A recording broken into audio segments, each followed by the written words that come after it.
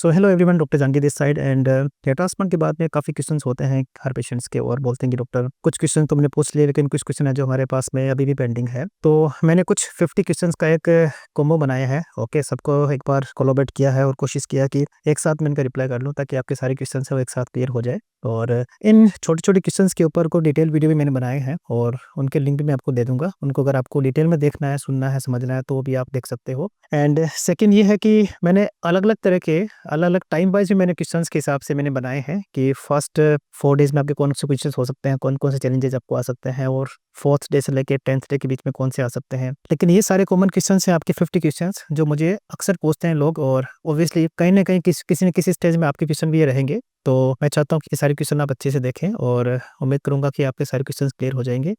उसके बाद भी आपको लगता है कोई क्वेश्चन रह गया तो प्लीज़ आप मुझे कमेंट कर देना, I will make a video on that. तो फर्स्ट क्वेश्चन मेरे पास में आता है कि डॉक्टर हेयर ट्रांसप्लांट तो मेरा हो गया है और मुझे कोई खास पेन नहीं हुआ है। मैं उम्मीद करूंगा कि नेक्स्ट 2 to 3 डेज के लिए ज़्यादा पेन तो नहीं होगा। देखिए, ड्यूरिंग हेयर ट्रांसप्लांट आपका हल्का सा एक प्रिकी पेन होता है जो कि जनरली ज़्यादा पेनफुल नहीं होता है।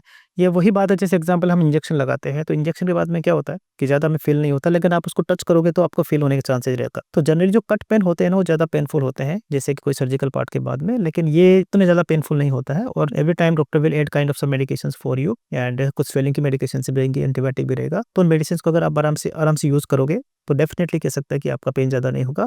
डॉक्टर कभी-कभार एक्स्ट्रा एक पेन किलर भी लिखते हैं, अगर उसकी नीड होती है तो ले सकते हैं, बट जनरली मैंने देखा कि कोई खास नीड नहीं होती है। सेकंड क्वेश्चन है कि doctor can I take the medications because most of time I am trying to avoid the antibiotics. Surgery के बाद में आपको कुछ एंटीबायोटिक लेने की ज़रूरत पड़ेगी क्योंकि अभी तो इन्फेक्शन नहीं है लेकिन इन्फेक्शन होने के चांसेस रहता है। तो बेसिकली ये प्रिवेंटिव मेडिकेशंस होती है जो कि आपको हमेशा लेनी होती है। ऑब्वियसली डॉक्टर आपको ज़्यादा मेडिसिन नहीं देंगे लेकिन जो मेडिसिन आपको दे रहे हैं उसको आप प्लीज़ यूज़ कीजिए। काफ़ी बार ऐसा होता है कि मैंने मेडिसिन समझा है बट उसके बाद भी कुछ मेडिसिन नहीं लेते हैं, बोलते हैं डॉक्टर मुझे पेन नहीं था तो फिर मैंने मेडिसिन नहीं लिया पेन का because I don't want take the medications. लेकिन ऐसा नहीं है, अगर पेन की मेडिसिन दी है चाहे हो या नहीं हो आपको लेना ज़रूरी होता है बिकॉज़ वो पेन के साथ में आपकी स्वेलिंग भी कम करता है और जितना जल्दी स्वेलिंग आपका कम होगा ये मान के चलिए हीलिंग उतना अच्छा होगा और आपका इन्फेक्शन होने के चांसेस भी उतने अच्छे होंगे और रिजल्ट भी उतना अच्छा आएगा आपका। ओके, तो मेडिसिन का लेना बहुत ज़्यादा ज़रूरी है आपका। सो नेक्स्ट क्वेश्चन है कि what kind of food I can have. So देखिए, फूड की बात करें तो आपको प्रेफर करना है वेज फूड बिकॉज़ वो आपके लिए डाइजेस्टिव सिस्टम के लिए बिल्कुल ठीक रहेगा और आपको दूसरे इश्यूज़ नहीं होने देगा। और ज़्यादा पार्टी वाला फूड बिल्कुल अवॉइड कीजिए। Try to avoid kind of a spicy food. ज़्यादा आपको स्वीट्स भी नहीं लेनी है। सिंपल एक दाल रोटी वाला पार्ट रखना है आपको, जो हॉस्पिटल फूड होता है आप जानते हो, वो वाला फूड आपको प्रेफर करना है नेक्स्ट 7 डेज़ के लिए।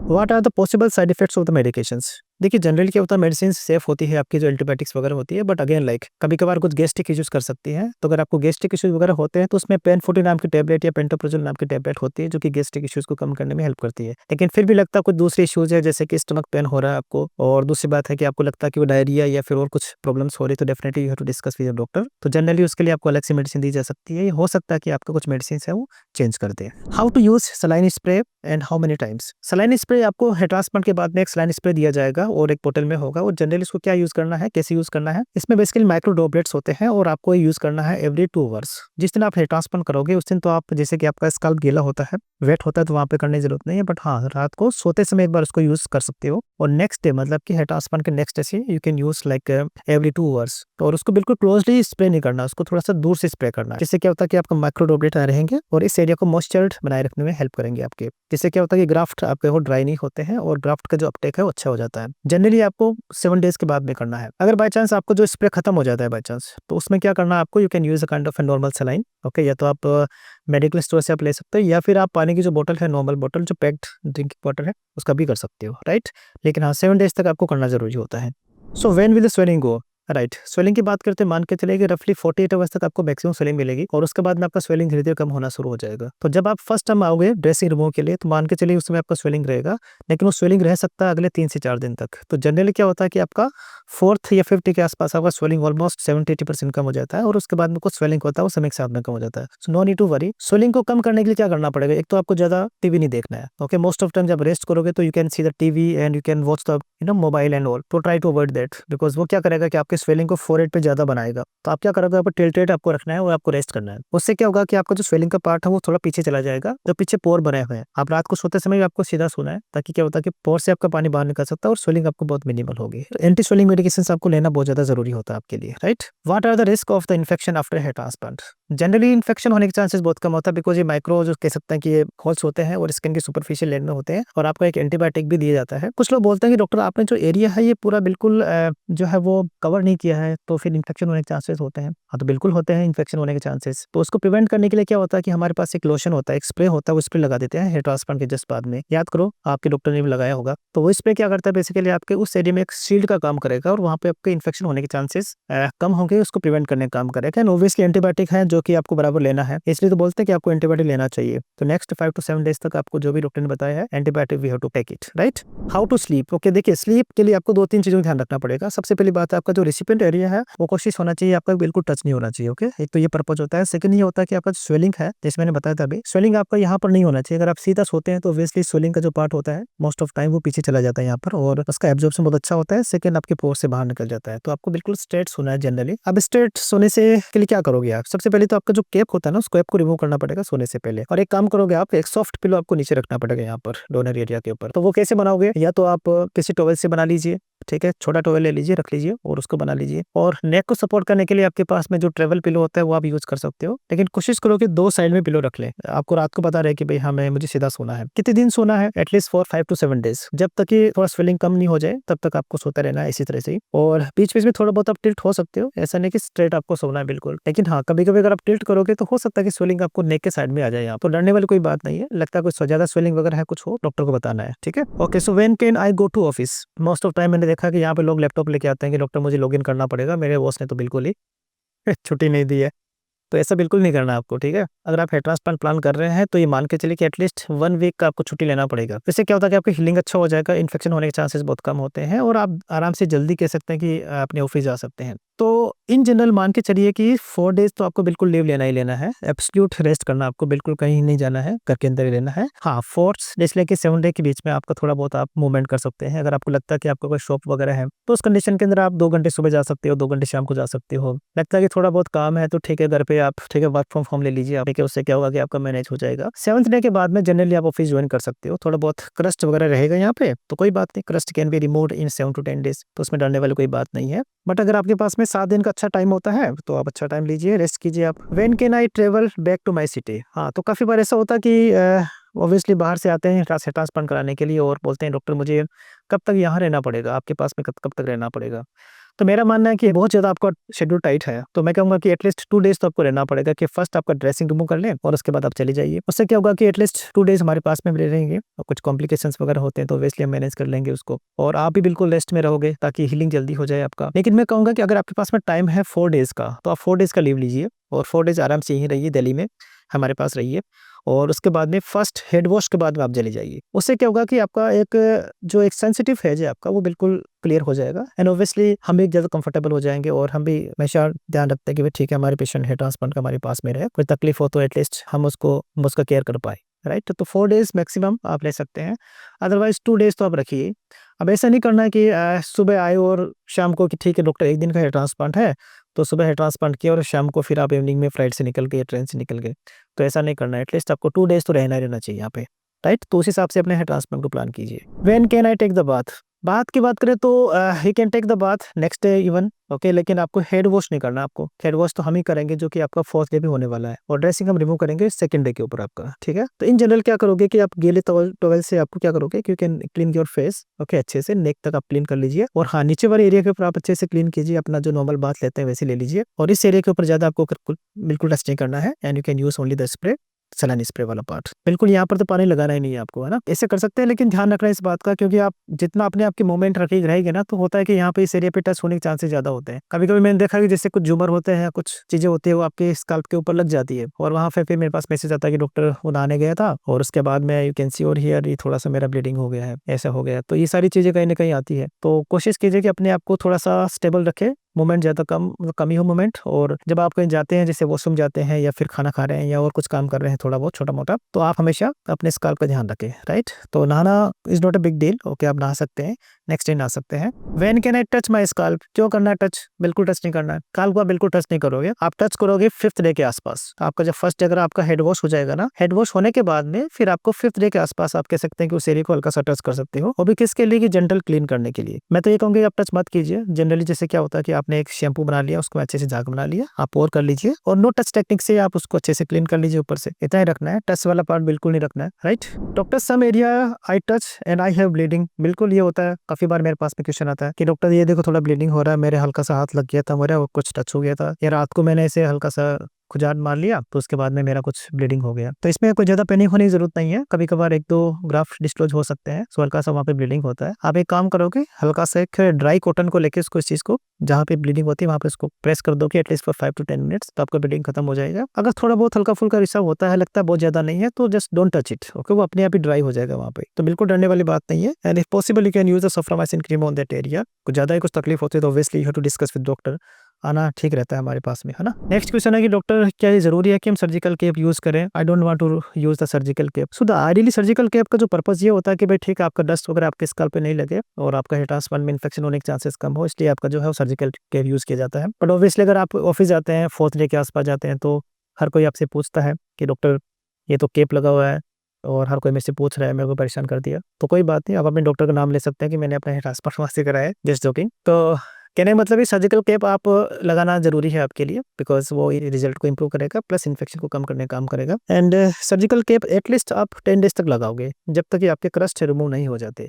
वो अच्छी बात है, ठीक है, लगाना, केयर इज़ मोर इम्पोर्टेंट।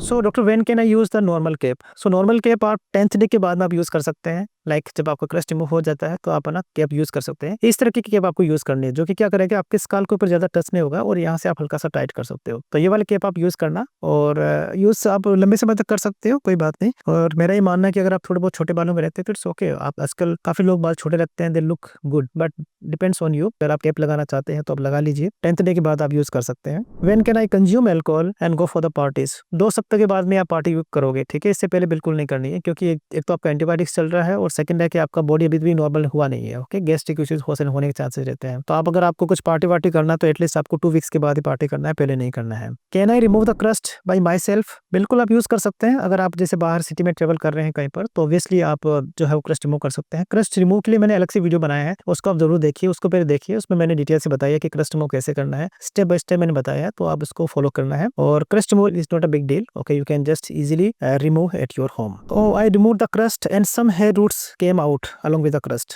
बिल्कुल, ये तो काफी कॉमन क्वेश्चन है। तो इस तरह के कुछ जैसे क्रस्ट रिमूव के बाद में आप देख पा रहे हो हल्का हल्के छोटे छोटे बाल हैं वो निकल जाते हैं और ये एकदम से डर लगता है कि डॉक्टर ये तो बाल बाहर निकल गए रूट्स के साथ में, तो ये क्या वापस उगेंगे कि नहीं उगेंगे? तो जनरली क्या होता है कि हमारा जो ग्राफ्ट होता है ना, ग्राफ्ट एक रफली की 6 डेज 7 डेज के आसपास हो जाता है। तो उसके बाद में अगर बाई चांस आपका हेयर का जो है ना स्ट्रैंड निकलता है ना, तो उसमें डरने वाली कोई बात होती नहीं जनरली। तो आपका रूट ऑलरेडी फिक्स हो चुका है 6th या 7th डे के 1 वीक के अंदर हो जाता है ट्रांसप्लांट के। तो अगर आप क्रस्ट रिमूव के बाद में इस तरह की कुछ चीजें निकलती है, क्रस्ट के साथ में कुछ बाल निकलते हैं, तो इसमें डरने वाली कोई बात नहीं है। So when can I start the medications of the hair transplant? Hair transplant होने के बाद में आपके पास में मेडिसिन रहेगी जो कि हेयर ग्रोथ को इंप्रूव करने वाली रहेगी। So that will start around 2 weeks after hair transplant, okay, 2 सप्ताह के बाद में आपको हेयर ट्रांसप्लांट के बाद में आपको जो है मेडिसिन स्टार्ट करना है। अब देखो जनरली कुछ मल्टीविटामिन्स वगैरह होती है, वो तो आप 10th डे पे भी ले सकते हो, लेकिन अगर दूसरी मेडिसिन वगैरह होती है जो एप्लीकेशन वाली होती है, ऑब्वियसली आपको वो 2 वीक्स के बाद में स्टार्ट करनी है।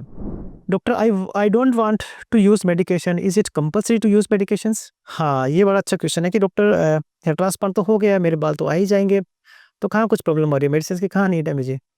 तो देखिए, मेडिसिन की नीड दोनों बालों के लिए रहेगी, आपके जो प्लांटेड हेयर है उसके लिए भी रहेगी, साथ साथ में आपके जो एग्जिस्टिंग हेयर है उसके मेंटेनेंस के लिए भी रहेगी। अब तो मेडिसिन तो हमें लगाना ही लगाना पड़ेगा। जैसे एग्जांपल, अगर आपका हेयर लॉस ग्रेड 4 ग्रेड 3 के आसपास था, आपने फ्रंट में हेयर ट्रांसप्लांट करवा लिया, लेकिन पीछे के बालों को इंप्रूव करने के लिए तो कुछ मेडिसिन चाहिए ना। प्लस होता क्या कि अगर आप अच्छा नरिशमेंट दे रहे हैं प्लांटेड हेयर में, तो ये अच्छे ग्रो करेंगे आपके लिए, तो मेडिसिन लेना तो कंपलसरी है ही है। आप सोचते हैं कि मेडिसिन मुझे नहीं लेना है हेयर ट्रांसप्लांट के बाद में, तो हेयर ट्रांसप्लांट मत कराइए आप, क्योंकि उसका कोई खास रिजल्ट फिर लंबे समय तक रह नहीं पाएगा, ओके, क्योंकि बीच के अगर आपके जो आपका डेंसिटी को इंप्रूव करने वाले एग्जिस्टिंग हेयर होते हैं वो अगर चले जाएंगे, that will not look good, ठीक है। तो medicine is the first part even before the hair transplant, and even after hair transplant you have to continue it, right?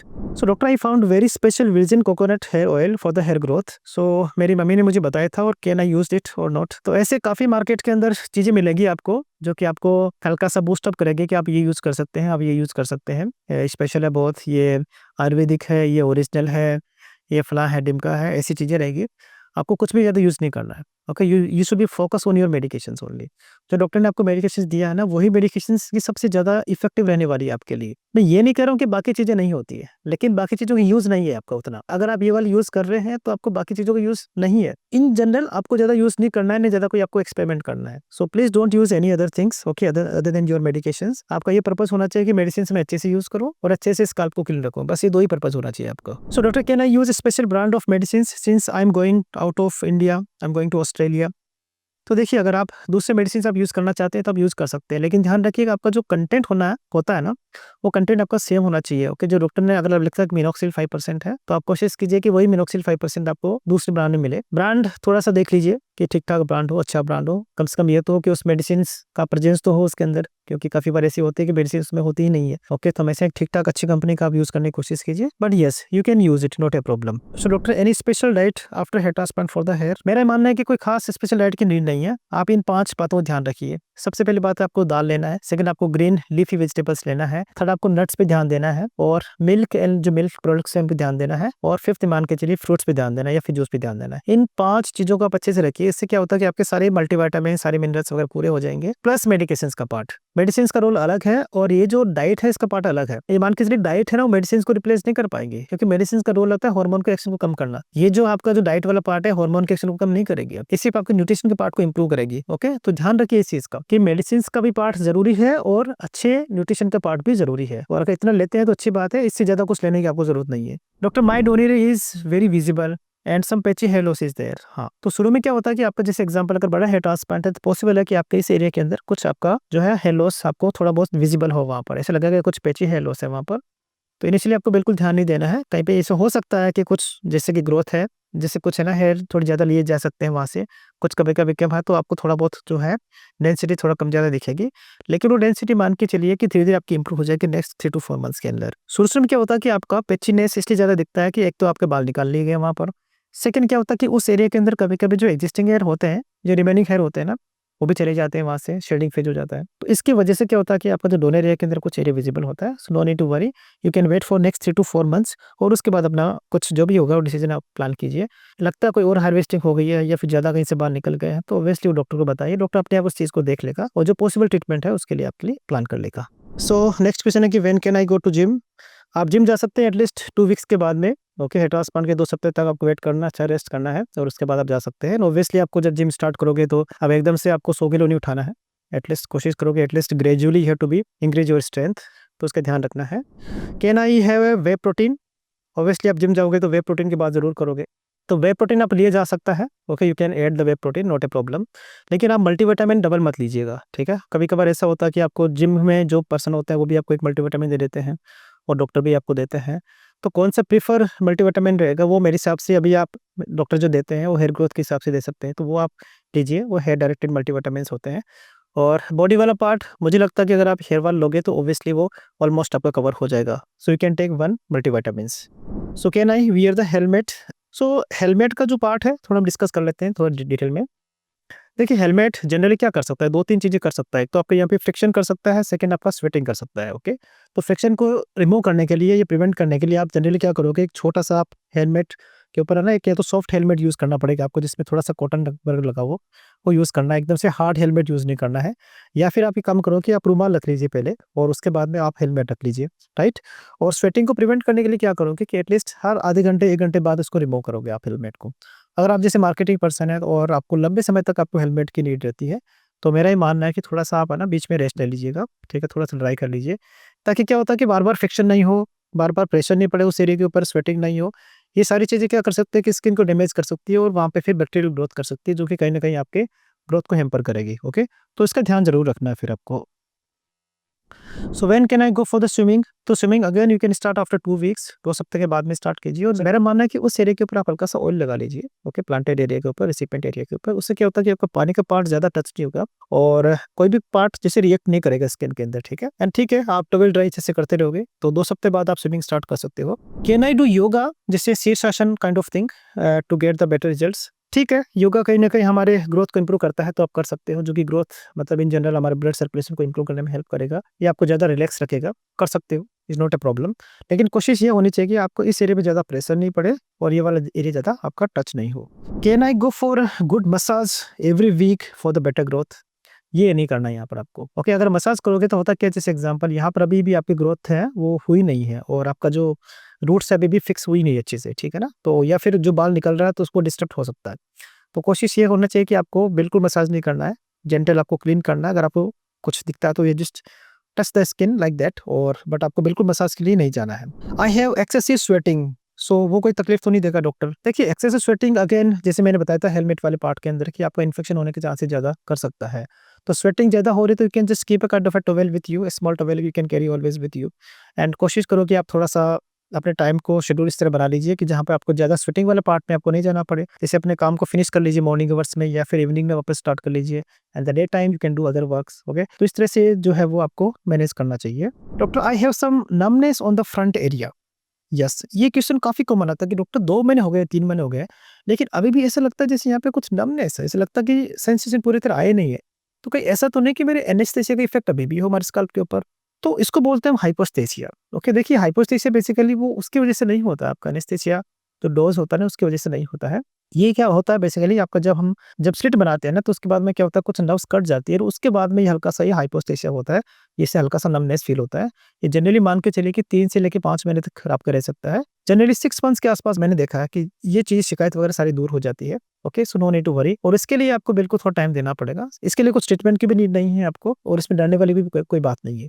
Okay, most of time हल्का-सा डर लगता है कि डॉक्टर ऐसे कैसे हो गया कि बिल्कुल ही सुन्न हो गया, कहीं ऐसे नहीं कि लाइफ लॉन्ग मेरा सुन्न होने वाला है। तो ऐसे बिल्कुल नहीं होने वाला, so no need to worry on that. Okay, right. Next question होता है कि डॉक्टर मुझे कभी-कभी बैक में पेन होता है। हाँ, ये हो सकता है, जैसे एग्जांपल 2 वीक्स या 3 वीक्स के आस-पास मैंने देखा कि यहाँ पर इस एरिया में थोड़ा पेन ज़्यादा होता है। ये इसलिए होता है क्योंकि जो स्किन होती है ऊपर से हील हो जाती है आपका नेक्स्ट 7 टू 10 डेज़ के अंदर। लेकिन होता क्या है कि जो पीछे का जो एरिया होता है इसके अंदर जो डेप्थ का पार्ट होता है वो अच्छे से वो हील हो नहीं पाता है, और जो रिमेनिंग हेयर होते हैं ना वो एक तरह का प्रिक का काम करते हैं वहाँ पे, वो एक तरह का इंजेक्शन या सुई का काम करते हैं वहाँ पे। तो इसलिए वहाँ पे पेन होता है। तो आप एक काम कर सकते हो कि वहाँ पर हल्का-सा एक सॉफ्ट पिलो रख सकते हो जनरली, या फिर आप साइड में सो सकते हो, उससे कुछ प्रॉब्लम नहीं होगी। जैसे-जैसे आपके बाल लंबे होंगे, वैसे-वैसे प्रिकी वाला पार्ट खत्म हो जाएगा और अंदर से हीलिंग भी अच्छा हो जाएगा। तो उसके बाद में आपको पेन वाला पार्ट भी चला जाएगा। तो उसके लिए भी आपको कुछ खास मेडिसिन की नीड नहीं है। बट हाँ, आपको लगता है कि डॉक्टर ज़्यादा कुछ पेन होता है तो definitely you can discuss with your doctor. Doctor, I have itching of the hair transplant. Itching काफ़ी कॉमन होती है हेयर ट्रांसप्लांट के बाद में, तो वो 2-3 वजह से होती है। एक तो ये होता है कि जैसे एग्जांपल हमारा स्किन जब हील होता है ना, तब हल्का-सा इचिंग फील होता है। सेकंड मंथ या थर्ड मंथ के आस-पास क्या होता है कि जब आपके बाल निकल रहे होते हैं, तो वहाँ पे हल्का-सा इचिंग होता है। तो इचिंग होता है तो ज़्यादा आपको स्क्रैच नहीं करना है, टच नहीं करना है। डेफिनिटली आपको थोड़ा इंप्रूव करके रखना है उस एरिया को। एंटी हिस्टामिन्स या फिर एंटी इचिंग मेडिकेशन आप ले सकते हैं, अगर ऐसा कुछ होता है तो। तो ऐसी कंडीशन के लिए आपको एक बार डॉक्टर से डिस्कस करना ज़रूरी होता है। मोस्ट ऑफ टाइम मैं क्या करता हूँ कि एंटी इचिंग मेडिसिन लिख देता हूँ, ठीक है? अगर आपका नीड होता है तो आप ले सकते हैं, because these medicines are very safe medications. तो आप इन जनरल 1 टैबलेट या 2 टैबलेट आप ले सकते हो, लेकिन ध्यान ये रखना है कि आपको ज़्यादा टच नहीं करना उस एरिया को। So doctor, I have tiny bumps on my scalp, पस फील्ड एंड पेनफुल। तो कभी-कभी क्या होता है कि हमारे स्काल्प पे कुछ फोलिकुलाइटिस हो सकता है। तो ये फोटोग्राफ आप देख पा रहे हैं बेसिकली फोलिकुलाइटिस का होता है, जो कि कहीं न कहीं होने के चांसेस रहता है कि जैसे कि कुछ इन्फेक्शन हो सकता है, जैसे कि सेकंड या थर्ड मंथ होता है उसके आस-पास होने के चांसेस रहता है। तो इस स्टेज के अंदर हमें कुछ एंटीबायोटिक्स का ऐड करना पड़ सकता है। अगर लगता है कि ज़्यादा कुछ पेनफुल या फिर ज़्यादा नंबर ऑफ लीजन्स नहीं है, तो उस स्टेज के अंदर टॉपिकल मेडिकेशंस हम यूज़ कर सकते हैं। लेकिन हाँ, ज़्यादा होता है तो डेफिनिटली हमें कुछ और एंटीबायोटिक्स की नीड होती है। तो ऐसी स्टेज के अंदर तो डेफिनिटली आपको डॉक्टर से डिस्कस करना पड़ेगा और अपने आप को विजिट करवाना पड़ेगा और देखना होगा कि क्या सीवियरिटी है, और उसके अकॉर्डिंग हम ट्रीटमेंट कर पाएँगे आपका, right? So when can I cut my hair? आप हेयर कट कर सकते हैं रफली 1 मंथ या 2 मंथ्स के ऊपर। वो डिपेंड करेगा कि आपका जो है वो एक्जिस्टिंग हेयर कितने ज़्यादा है, कितने कम है। जैसे कि अगर ग्रेड 2 या ग्रेड 3 हेयर लॉस होता है, तो उस स्टेज में क्या होता है कि आपके एक्जिस्टिंग हेयर कहीं न कहीं लंबे हो जाते हैं, तो आप 1 से 1.5 महीने के आस-पास आप कटिंग करा सकते हैं। Can I shave on scalp for the better growth? बिल्कुल भी नहीं करना। आपको कभी भी शेविंग नहीं करना है। सो अगर आपको बाल छोटे रखना है तो you can go for the trimming part, but आप शेविंग कभी नहीं करोगे।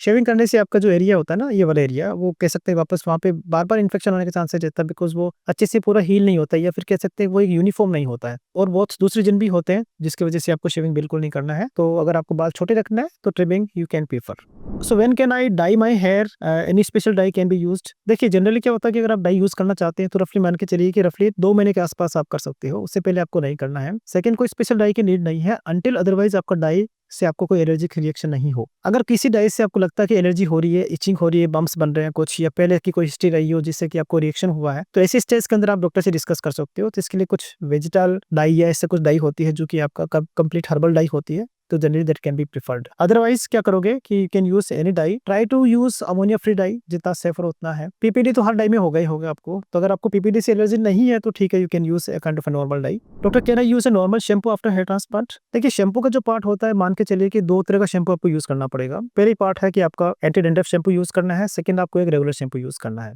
इन दोनों का यूज कैसे करना है, बड़ा वाइजली यूज करना है। अगर आपको लगता है कि डेंड्रफ वाला पार्ट ज्यादा है तो ऑब्वियसली आपको anti dandruff shampoo alternate days आपको यूज करना पड़ेगा, और जैसे लगता है कि स्काल्प का भी ठीक हो गया है, नॉर्मल हो गया, in that stage you can go for the normal shampoo, right.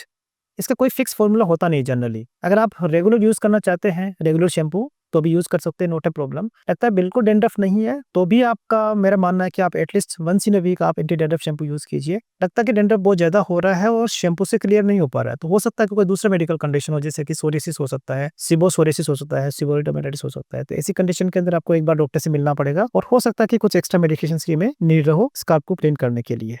So doctor, all my hair shedded and will they come or not? ये क्वेश्चन काफी कॉमन होता है कि रफली 2 से 3 महीने के आसपास क्या होता है कि आपके जो शेडिंग फेज जिससे कंप्लीट होती है, उसके बाद में एकदम से चिंता होती है कि डॉक्टर ये सारे बाल झड़ गए हैं, कि वापस आएंगे कि नहीं आएंगे। तो मोस्ट ऑफ टाइम वापस बाल आ जाते हैं, so no need to worry on that, this is kind of a normal process of the hair transplant. तो इसमें डरने वाली कोई बात नहीं होती है। देखिए मेरा मानना है कि इन जनरल आपको 6 मंथ्स तक आपको हेयर की बात बिल्कुल नहीं करनी है, क्योंकि हेयर का पार्ट तो धीरे धीरे ग्रो होने वाला है आपका, और कहीं ना कहीं हो ही जाएगा आपका। तो तब होगा जब हम दूसरी बातों पर ध्यान देंगे, जैसे कि हमारे हेयर केयर पे ध्यान देंगे, हम अपने स्काल्प की केयर पे ध्यान देंगे, हम मेडिसिन पे ध्यान देंगे, हम डाइट पे ध्यान देंगे, या कोई दूसरा ऐसा कोई रीजन बन रहा है जो कि हमारे हेयर लॉस ज्यादा कर सकता है, उस पर ध्यान देंगे। तो कभी भी बालों के बारे में बिल्कुल बात मत कीजिए 6 महीने तक। जनरल में ज्यादा बात नहीं करता हूँ। मेरा जो असेसमेंट होता है जनरली फॉर 6 मंथ्स के लिए, वो ये होता है कि हमारा स्काल्प क्लीन है या नहीं है, हमारा जो एरिया अच्छा है या नहीं है, क्या हम मेडिसिन बराबर यूज कर रहे हैं कि नहीं कर रहे, इस पे फोकस करना है। तो आपका स्टडी फेज के बाद में जो भी आपके हेयर लॉस हो रहा है उसको होने दीजिए। This is part of the surgery, so no need to worry on that. So next question है, doctor I can see some hair on the left side but not on the right side. कि जब आपका hair growth होने वाला होगा ना, तो सब जगह से सिमिलर नहीं होगा आपका। कुछ एरिया पे आपका ग्रोथ जल्दी होगा, कुछ एरिया पे आपका ग्रोथ थोड़ा लेट होगा, ठीक है। तो इसमें बिल्कुल डरना नहीं है। Again like I don't want to talk on the hair growth part for 6 months. तो मेरा फर्स्ट जो असेसमेंट होता है 6 मंथ्स में होता है कि हम कितना यूनिफॉर्मली और कितना अच्छे हमारे बाल निकल रहे हैं, बिकॉज 6 मंथ में रफली क्या होता है कि हमारा 50% तक हमारा ग्रोथ हो जाता है, तो वहाँ पे हमें एक अच्छा आइडिया हो जाता है वहाँ पर। लेकिन इससे पहले जो डिस्कशन होता है उसका कोई भी कह सकते हैं कि वो एक तरह का प्री मेच्योर असेसमेंट है, जहाँ से हम कोई भी कंक्लूजन हम निकाल नहीं पाते हैं। तो लेफ्ट साइड में उग रहे हैं, राइट साइड में उग रहे हैं, ऊपर से उग रहे हैं, नीचे से उग रहे हैं, इसके कोई मतलब नहीं है, बिकॉज कुछ जगह पहले उगेंगे, कुछ जगह बाद में उगेंगे, and that will be uniform over the time. और doctor I have excessive hair fall, what to do? देखिए अगर आपका 3 मंथ्स 4 मंथ्स 5 मंथ्स यार आपका एक्सेसिव हेयर फॉल हो रहा है, तो उसमें डरने वाली कोई बात नहीं होती जनरली, क्योंकि हमारा काम होता है मेडिसिन लेना। कभी कभी क्या होता है, जैसे एग्जाम्पल हमारे 20-30 हेयर फॉल होता रहता है जनरल, और एकदम से 80-90 हेयर हो गया, हेयर फॉल और 100 हो गया, तो आपको लगेगा कि ये तो 5 गुना या 4 गुना हेयर फॉल हो गया, but still there is under the safe margin, कि वो एक तरह का नॉर्मल हेयर फॉल ही माना जाएगा, कि 100 या 120 बाल तक भी जाते हैं ना, तो भी नॉर्मल हेयर फॉल माना जाएगा। आपका बस एक ही काम होना चाहिए कि आप मेडिसिन वगैरह बराबर यूज कर पाए। Okay doctor, when can I see the hair growth? अच्छा, और बार बार क्वेश्चन आता है, और इसी का यही हमारा टारगेट होता है कि हमारा ग्रोथ होना चाहिए। तो आप ये वाला चार्ट जो मैं आपको दिखा रहा हूँ, इस चार्ट को आप अच्छे से देख लीजिए कि शुरुआती 1 से लेकर 3 महीने के अंदर मान के चलिए रफली 5 से लेकर 10 या 15% के आसपास ग्रोथ होती है, और रफली जब आप 6 महीने जब आप कवर करते हो ना, तो 6 मंथ्स के आसपास आपका रफली 40-50% के आसपास ग्रोथ होती है। एक अच्छी ग्रोथ होने के लिए मान के चलिए कम से कम 10 महीने का टाइम लगेगा, जिसमें रफली क्या होता है कि 90% तक आपकी ग्रोथ हो जाती है। तो ये चार्ट आपके दिमाग में छप जाना चाहिए कि हाँ, मेरी अच्छी ग्रोथ होने वाली है 8 से लेकर 10 महीने तक, और मुझे 10 महीने तक मुझे वेट करना पड़ेगा इसके लिए। 6 मंथ्स में कुछ लोगों का ग्राफ्ट, जिससे कुछ लोगों का जल्दी जो है वो ग्रोथ हो सकता है, तो उसमें कोई अच्छी बात है, लेकिन अगर नहीं होता तो ये बुरी बात नहीं है। So no need to worry, हमें पूरा टाइम देना पड़ेगा इसके लिए। When can you plan for PRP therapy? देखिए पीआरपी थेरेपी का जो पार्ट होता है, ये प्लान होता है, वो डॉक्टर डिसाइड करते हैं कि कब कब करते हैं। तो इसके लिए मान के चलिए कि आप डॉक्टर आपको जब हम मेरे से ट्रांसप्लांट जब कराते हैं जिससे, तो मैं हमेशा एक चार्ट देता हूँ जनरली कि आपको इस टाइम वापस आना है। जनरली मोटा मोटा अगर मान के चले कि एक जैसे पीआरपी आपने ड्यूरिंग हेयर ट्रांसप्लांट कर दिया आपने, सेकंड पीआरपी जनरली होता है कि जब आपकी ग्रोथ होने वाली होती है ना, तब आपके किए जा सकते हैं। ओके, रफली 2 मंथ्स या 3 मंथ्स के आसपास किए जा सकते हैं। बस वही 2 to 3 मंथ्स के गैप के बीच में आप क्या कर सकते हैं। तो रफली जैसे एग्जांपल आपके मतलब 8 से लेकर 10 महीने के अंदर आपने 3 to 4 पीआरपीस का प्लान कर लिया। So in that way you can plan it. हाँ, अगर कोई डॉक्टर लगता है कि वो अगर ये सोचते हैं कि भाई ठीक है पीआरपी से इनका चीज इंप्रूव हो सकता है, तो हो सकता है इस प्रोटोकॉल में कुछ चेंज कर दे। Doctor, can I take more PRP sessions for the better growth? अब ये फॉर्मूला हमेशा तो अच्छा नहीं होता है। देखिए जनरली होता है कि 3 to 4 पीआरपी अगर आप लेते हैं तो सफिशिएंट माना जाता है। ओके, ऐसा नहीं कि मैं 10 पीआरपी ले लूँ तो क्या अच्छा रिजल्ट आएगा। मेरा मानना है कि अगर आप ज्यादा लोगे तो ऑब्वियसली आपको ज्यादा ट्रॉमा होगा, तो वो भी एक तरह का एक नेगेटिव इंपैक्ट हो सकता है। तो एक कह सकते हैं कि ऑप्टिमल पीआरपी लेना चाहिए। तो रफली मैंने मानना है कि 4 to 6 PRP maximum you can plan between 10 months, और इससे ज्यादा लेने का कोई फायदा नहीं है, राइट। मेरा ये मानना है कि पीआरपी एक तरह का सेकंड कह सकते हैं कि एड ऑन अच्छा ट्रीटमेंट हो सकता है, लेकिन फर्स्ट ट्रीटमेंट आपका मेडिसिन ही होना चाहिए। आप मेडिसिन के ऊपर आप अच्छे से फोकस करोगे, चाहे वो ओरल मेडिकेशन हो चाहे वो टॉपिकल मेडिकेशन हो। So doctor, any kind of special maintenance required for the transplanted hair? ऐसा कुछ भी नहीं है कि आपको अलग से कुछ प्लांटेड हेयर के लिए कुछ करना पड़ेगा। अगर आप जो मेडिसिन यूज कर रहे हैं ना, वो प्लांटेड हेयर पे भी करना है और आपको जो है एग्जिस्टिंग हेयर पे भी करना है। और डाइट मैंने बता दिया आपको कि जनरल आप डाइट रखिए और नॉर्मल मेंटेनेंस जो है आपका मेडिसिन से मेंटेनेंस कीजिए। इसका अलग से कुछ करने की जरूरत नहीं है। I have seen many people they are buying some medications from somewhere कि डॉक्टर मैंने यूएस से ये चीज मंगाई है, तो ऐसा नहीं कि यूएस का चीज वो सबसे अच्छा है। It's not like that. आपके लिए क्या नीड अच्छा हो सकता है वो डॉक्टर बता देंगे और आप अपना इतना ही ध्यान रखिएगा। ओके, और उम्मीद करेंगे कि जो डॉक्टर आपको बताएंगे ना वो अच्छा बताएंगे आपके लिए। ठीक है, आपको अलग से कुछ मेडिसिन की नीड नहीं है। Doctor, I developed grey hair after hair transplant. तो ये कभी कभार शिकायत रहती है कि डॉक्टर पहले तो ग्रे हेयर नहीं थे और मैंने देखा कुछ ग्रे हेयर रह गए हैं। तो मैं ये कहूँगा कि ग्रे हेयर ट्रांसप्लांट से तो कभी नहीं होता है, so no need to worry. But हाँ, ऑल द टाइम हो सकता है कि आप एक एज से गुजर रहे होते हैं, जैसे कि 26, 27, 28 साल का जो मोस्ट ऑफ टाइम होता है, तो वहाँ पर क्या होता है कि ग्रे हेयर आने के चांसेस रहते हैं। सो ग्रे हेयर कभी भी हेयर ट्रांसप्लांट से नहीं होते हैं, बट हाँ आ सकते हैं।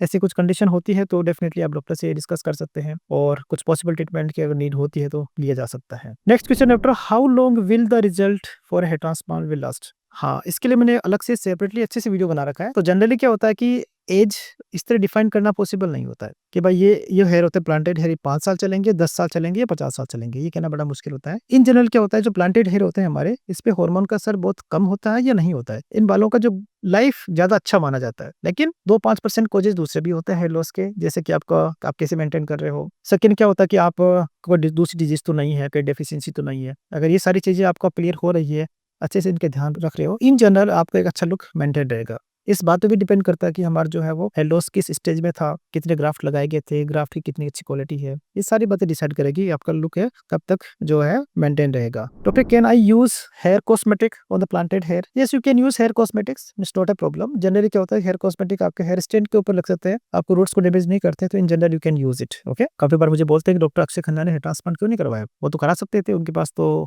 पैसे भी थे, उनके पास सब कुछ था। हो सकता है कि उनके पास में कुछ डोनर एरिया कम हो, या हो सकता है कि उनका जो मैंने देखा है वो है कि उनका एक स्ट्रॉन्ग फैमिली हिस्ट्री हो सकता था, या फिर उन पे हार्मोन का असर बहुत ज्यादा था। उसकी वजह से क्या होता है कि एकदम से उनका सडन हेयर लॉस हुआ और वो भी ग्रेड 7 तक पहुंच गया।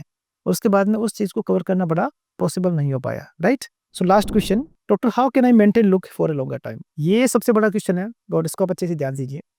देखिए, जनरली मेरे पास में अप्रोच कैसी होती है ट्रांसप्लांट वालों की, जैसे मेरे पास कुछ फ्रेंड्स आते हैं, कुछ पेशेंट्स आते हैं कि बोलते हैं डॉक्टर अभी तो कुछ बाल कम हो गए हैं, लेकिन अभी मैं दवाई लेना नहीं चाहता क्योंकि मैं आपसे सीधा ही हेयर ट्रांसप्लांट करा लूंगा और उसके बाद में मेरा मेंटेन रहेगा। इस तरह का जो अप्रोच रखते हैं ना, तो बड़ा मुश्किल होता है उनको समझाना। आपका लुक मेंटेन होने वाला है एग्जिस्टिंग हेयर के साथ साथ में प्लांटेड हेयर दोनों का मिक्स हो गए। अगर आप इन दोनों को मेंटेन कर पा रहे हैं तभी आपका लुक मेंटेन रह पाएगा। और लुक मेंटेन कैसे रहेगा, इसके 3-4 मेन पॉइंट है। पहली बात है कि आपका जो है वो हेयर लॉस किस स्टेज में था। ओके, कि अगर आपको फ्रंट एरिया बनाया गया है तो ऑब्वियसली पीछे वाले एरिया को मेंटेन करना बड़ा मुश्किल हो जाएगा आपके लिए। सेकंड है कि आपके प्लांटेड हेयर की क्वालिटी कैसी थी और डेंसिटी कैसी दी गई थी, और आप क्या रेगुलर है या नहीं मेडिकेशन के लिए। इस सभी बातों को ध्यान होना पड़ेगा। सबसे बड़ी बात है थोड़ा सा लकी होना पड़ेगा। अगर आप सब पे ध्यान दे रहे हो ना, उसके बाद भी हो सकता है कि अगर हमारा हेयर लॉस बहुत ज्यादा हो जाए, बिकॉज कभी कभार ऐसा होता है कि हार्मोन का असर बहुत ज्यादा होता है और उस स्टेज में क्या होता है कि पीछे वाले बाल एकदम से चले जाते हैं और ऑब्वियसली प्लांटेड हेयर आपके रह जाते हैं। इन सब चीजों पे ध्यान दीजिए आप, जो मैंने बताई है। अगर आप इन चीजों पे ध्यान दोगे तो डेफिनेटली आपका जो लुक है वो लंबे समय तक मेंटेन रहेगा। थेरेपीज वगैरह कुछ प्लान की जा सकती है बीच बीच में, डॉक्टर आपके लिए प्लान कर देंगे।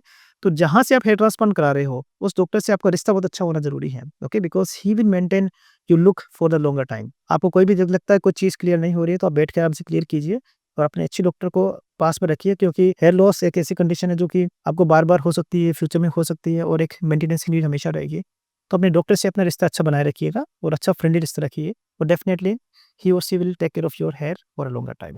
हाँ, तो ये थे पूरे 50 क्वेश्चन। काफी मैराथन हो गया, और उम्मीद करूंगा कि काफी क्वेश्चंस आपके क्लियर हो गए। और अब ये क्वेश्चंस आपको बिल्कुल जहन में होना चाहिए, और अगर आपको लगता है कि ये क्वेश्चंस को मुझे डिटेल देखना है तो डेफिनेटली मैंने इनके दूसरे वीडियोस बना रखे हैं इसके। तो अगर आप सर्च करोगे और डॉक्टर जंग के साथ में लिखोगे ना, तो कहीं ना कहीं वो जो है क्वेश्चन आ जाएगा, नहीं तो प्लेलिस्ट देख लीजिएगा कि वहाँ पे सारे क्वेश्चंस क्लियर हो जाएंगे। तो thank you so much for watching this video, and फिर मिलते हैं एक नई वीडियो के साथ में। किसी को अगर हेयर ट्रांसप्लांट के बारे में और भी समझना, कुछ कोई क्वेश्चन रह गया तो definitely mention in the comment box. मैं इस पर जरूर रिप्लाई करूंगा, जरूर इस पर मैं वीडियो बनाने की कोशिश करूंगा। Thank you so much for watching this video.